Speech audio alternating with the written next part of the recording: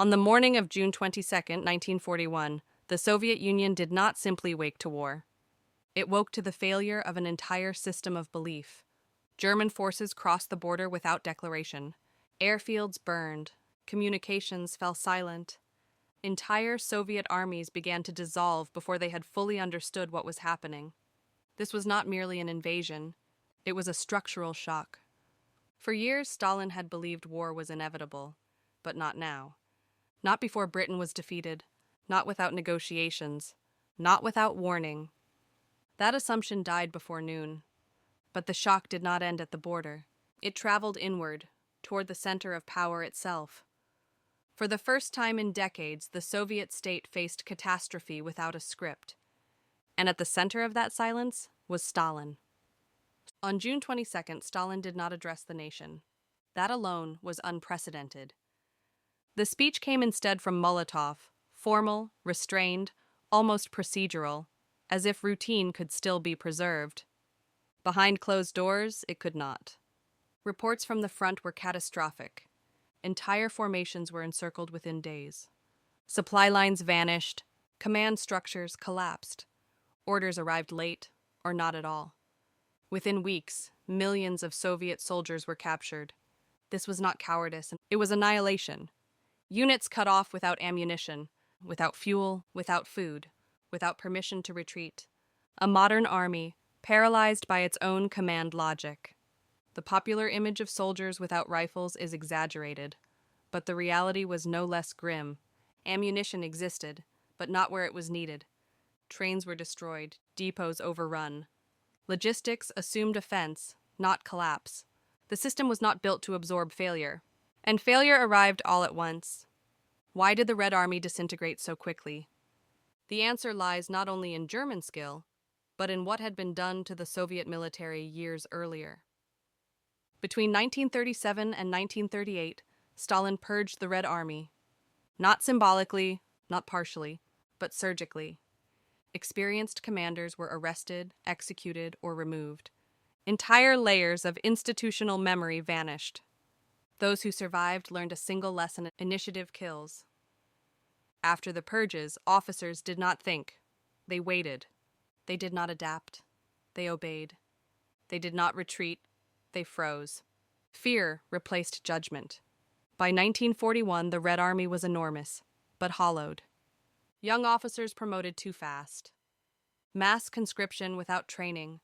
Doctrine untested. Commanders terrified of making the wrong decision. And the worst decision was making one at all. This was the true damage of the purges. Not the loss of individuals, but the destruction of permission. The permission to think, to act, to deviate. When the German encirclements closed, Soviet commanders often knew what had to be done, but waited for authorization that never came. By the time orders arrived, there was no army left to give them to. Stalin understood this, which is why the collapse hit him differently. In the days following the invasion, Stalin did not disappear, but he withdrew. Meetings continued. Decisions were made, but something had broken. Around June 29th, after reports of entire fronts annihilated, Stalin retreated to his dacha. For roughly 2 days, the machinery stalled. Then the Politburo arrived. Accounts differ in detail, but they converge on one moment. Stalin looked at them and asked whether they had come to arrest him. This was not madness, it was logic. Stalin had built a system where failure meant treason, where commanders were executed for losing battles, where responsibility always flowed upward until it reached a dead end. Now, for the first time, responsibility pointed at him. He had ordered the purges. He had ignored intelligence. He had forbidden mobilization. He had believed Hitler would wait.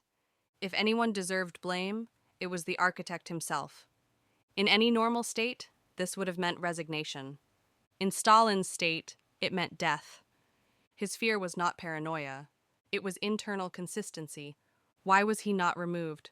Because the system he built had no replacement mechanism. There was no collective leadership capable of governing without him. No trusted alternative. No clean hands. Everyone present was compromised. By purges, by signatures, by silence. Removing Stalin in that moment risked total collapse. So they did the only thing the system allowed.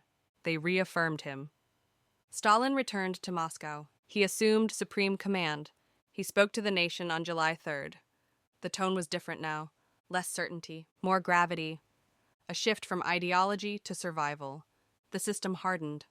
What followed group speculation removed for neutrality. The Red Army did not recover quickly, but it adapted. Fear remained, but competence slowly returned.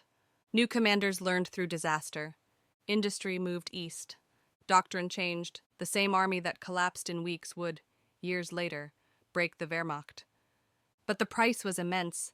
The catastrophe of 1941 was not inevitable, nor was it accidental. It was the result of a political system optimized for control, not resilience. A system that punished truth until only silence remained. And when reality arrived, there was no language left to describe it. For a brief moment in June 1941, the system turned inward. The man who ruled by fear felt it himself. Then he resumed command. History did not pause. It never does.